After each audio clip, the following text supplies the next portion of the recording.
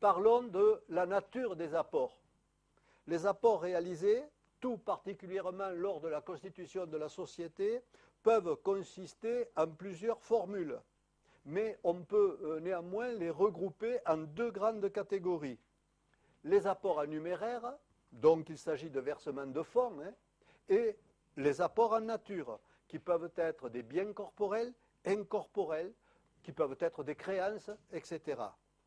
Une autre distinction peut être faite, mais elle est plus fiscale que comptable, dont nous garderons apport en nature, apport en numéraire.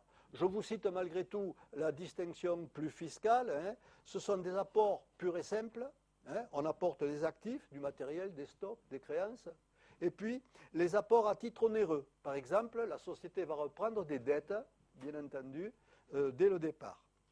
Il existe une autre catégorie d'apports qui est moins connue, moins courante, si vous voulez, les apports en industrie.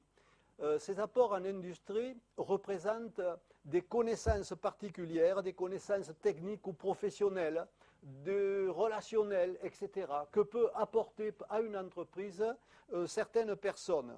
Toutefois, et c'est important de le retenir, ce type d'apport est interdit dans les sociétés anonymes.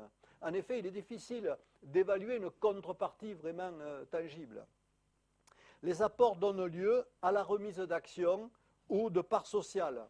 Ces titres représentent donc un droit de propriété sur la société, donc sur son patrimoine.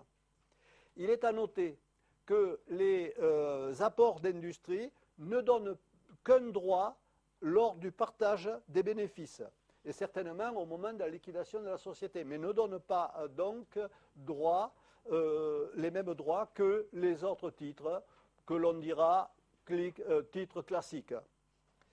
Donc, ils ne forment pas le capital.